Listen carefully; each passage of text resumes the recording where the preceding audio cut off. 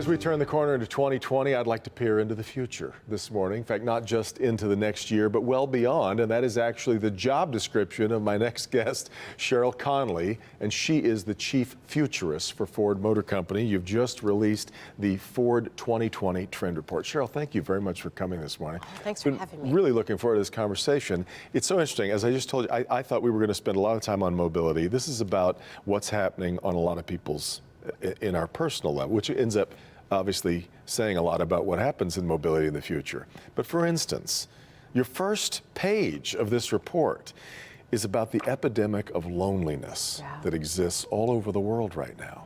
It is, it's troubling. It's interesting, this is the 8th year that we've published this report. I've had the role for well over a decade, and what we have continually run into is this notion of trust. You know, trust is on top of mind for everybody around the world.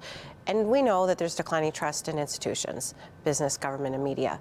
But the loneliness suggests that it's starting to spill over into our relationships. And indeed, experts are saying that loneliness is a worldwide epidemic.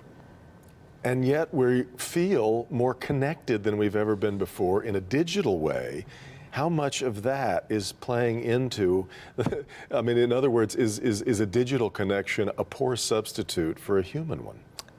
You know what? It looks that way. It definitely looks that way. 62% of the people we spoke to that were 18 to 24, what we would call a Generation Z, in 14 different countries, said that they feel lonely on a regular basis, at least once a week. And 50% of that same age group say they're lonely even when they're around other people. And now we've seen deaths from overdoses and suicides surpassing the old reliable, which was people dying from accidents. Clearly there's a connection, isn't there? There's something there. I mean, when we talk about loneliness, there are a couple theories, right? People are getting married later in life. They're more likely to live alone. They're less likely to join traditional institutions. But there is some tech that we should explore. No, it's not part of our research, but the American Preventative Medicine Institute did a research, and they, between Americans 18 to 32, are twice as likely to report loneliness if they spend 2 hours or more on social media than those who spend less than 30 minutes on social media. I guess the suggestion would be those people spending less time are busy being with friends and doing other things that keep them from feeling lonely. I'm wondering how much difference you see really in generations. We've got obviously still a lot of baby boomers around. We've got the Gen Xers and then the millennials, which we've spent a lot of time talking about. We're just starting to understand a little bit more about Gen Z. How much of a difference are we between our generations? It's actually rather dramatic. I mean, I thought initially when I saw these numbers, I thought, well, it's the aging population. You know, they're outliving their loved ones, they're widowed, they're moved away from their families, pursuing professional goals, they've relocated.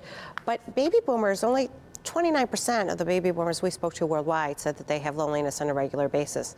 And again, that's twice as much as we saw with the youngest generation. Yeah. Wow, really interesting. The other thing that's a really interesting component of your study is the way that how wrapped up we are right now in identity thinking. Whether it's language, culture, this has enormous ramifications. And I think they're really tied together, right? I think loneliness is really about not being seen or heard or feeling like you're understood. And so if you live in a world where identity is shaped by two components, it's how you see yourself and how the rest of the world sees you. And what we're talking about with this identity matters is that people are trying to close that gap. They're rejecting this notion that I have to conform to the way the world sees me. If I identify differently internally, then that's the way I want the world to see me. And it's starting a whole new conversation and vernacular. Of course, we see this with blended ethnicity and gender fluidity. So it's changing the conversation. There's a demand in the middle of all this is clearly a demand for respect. Is what it's about, right? It is. And a lot of people go like, well, why does a car company care about these things? I was going to get to that part, but yeah, go ahead. Well, you know, some of it, and I think it applies to any person in the marketplace, any brand trying to do business, is that consumers want to be seen. They want to be heard. The one size fits all fits nobody. And so for you to truly connect with me on an emotional, values-based level, then you need to see me as a real person. Yeah. Another one of the ramifications here as a company, as a business, and Ford is an ongoing concern, people are getting more and more wrapped up into using used goods rather than feeling like they just, because we are a world of stuff right now. Obviously, interesting time around the holidays to talk about the accumulation of stuff, but people are more and more likely to turn to used goods rather than buying new.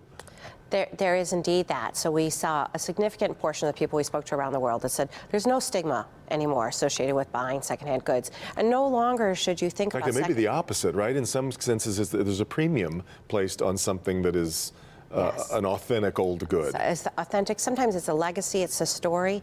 But I would like to say that this is motivated by green living, and I don't know that that's necessarily the case. No, I know you have young daughters, twin daughters are in their early 20s. Right. I have two teenage girls. So I wonder if this resonates with you. It comes out of Britain, and it says 1 in 3 young women in Britain believe that a product is used or they're uninterested in it after they've worn an outfit once or twice.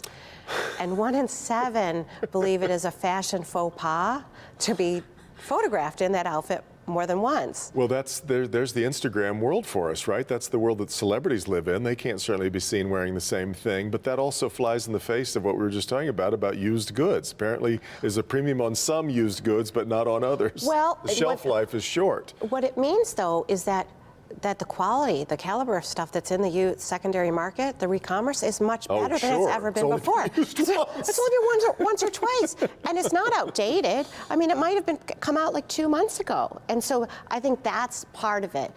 There are some sustainability elements, and that's really good. That's good for the planet, and it's good for the climate change and all those things. For an automotive standpoint, we know that people are holding on to their vehicles a lot longer. The average vehicle on the road today is 12 years old. And so when we go to market, we're not just thinking about the first owner, we have to think about the second, third, and fourth, and how you keep a relationship or how you keep a product fresh. So we can actually give like software updates through Wi-Fi and re-engage. And fortunately, that also tells us something about how much longer our cars are lasting and feel usable to us as opposed to maybe in the past. Tell you what, I want us to spend more time on all of these matters, so let's head over for a web conversation. We'll continue our conversation on extended edition of this as we talk now about mobility.